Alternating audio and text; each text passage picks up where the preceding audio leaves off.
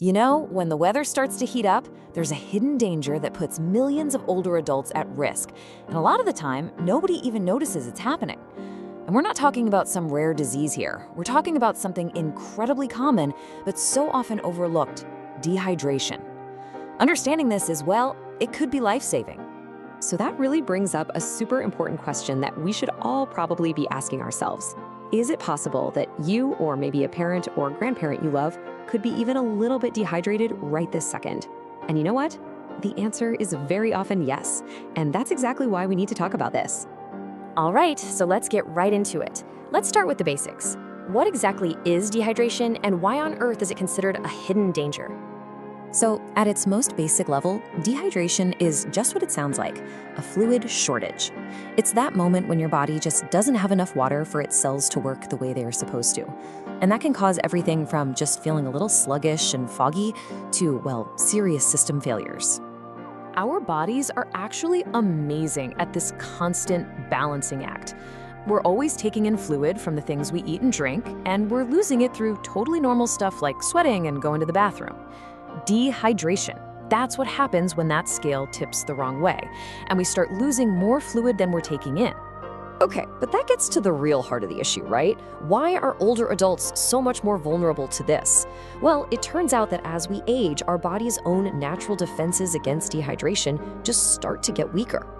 Just think about this for a second. In a younger person, the body sends a really strong, clear signal: thirst, when fluids are getting low.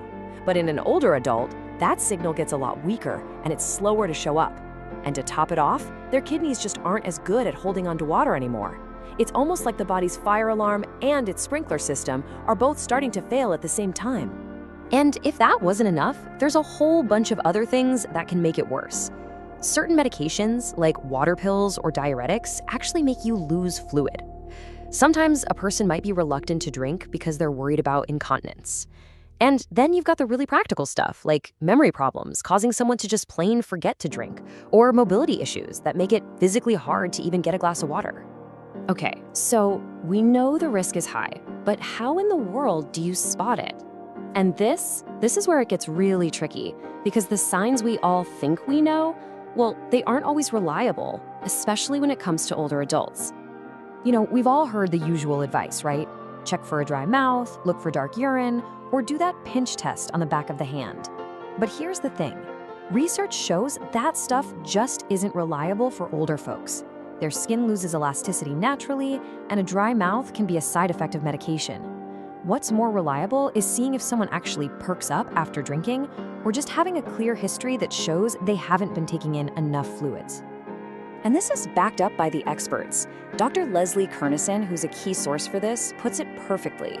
What's really important to know is that the presence or absence of these signs are not reliable ways to detect dehydration.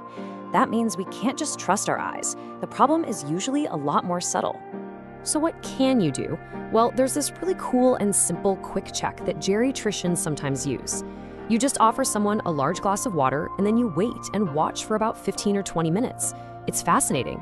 But if a person is just mildly dehydrated, you can often see them become visibly more alert, just sharper.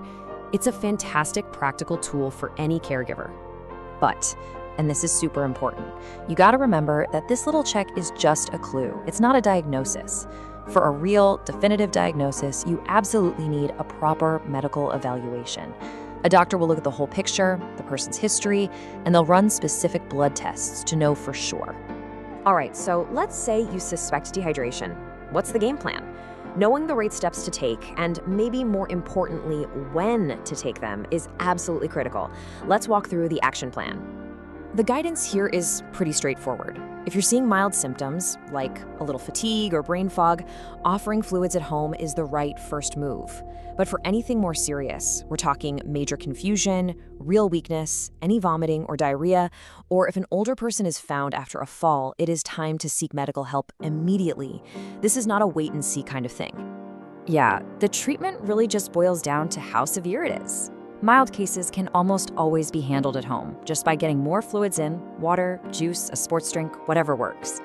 But for those moderate to severe cases, they often need more support, like getting IV fluids in an urgent care or a hospital. But you know what they say, right? The best treatment is always prevention. So how can we actually get ahead of this problem? And how do we prepare for those really high-risk times, like a big heat wave? So, what's a good number to keep in your head?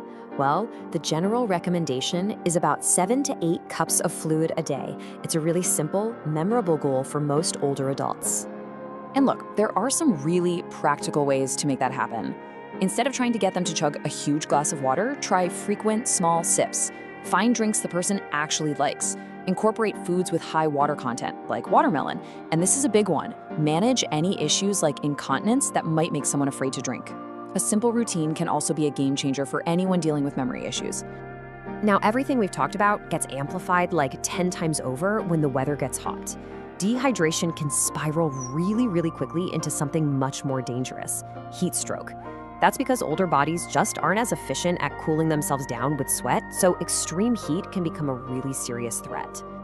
And let's be super clear, heat stroke isn't just feeling a little too hot. It is a full-blown medical emergency. This is when the body's core temperature gets so dangerously high that the brain and other organs actually start to malfunction. It is absolutely life-threatening and needs immediate medical help. Okay, so when a heat wave hits, the safety plan is simple, but it is absolutely vital. Stay in air-conditioned places, drink more than you usually would, be proactive, don't wait until you feel thirsty. Wear loose, light clothing, and this one is huge. Have a plan to regularly check in on vulnerable loved ones or neighbors. So if there's one single rule to walk away with, it's this. When you're in doubt, especially when it's hot out, it is always better to be safe than sorry. Don't hesitate. Don't wait and wonder. Getting a medical evaluation is the safest, smartest thing you can do. So, let's wrap this up with a question for you. After hearing all of this, what's one small, totally manageable change you can make today? Maybe it's just setting a reminder on your phone to drink a glass of water. Maybe it's picking up some watermelon for a parent. Because honestly, that one little thing, it can make all the difference in the world.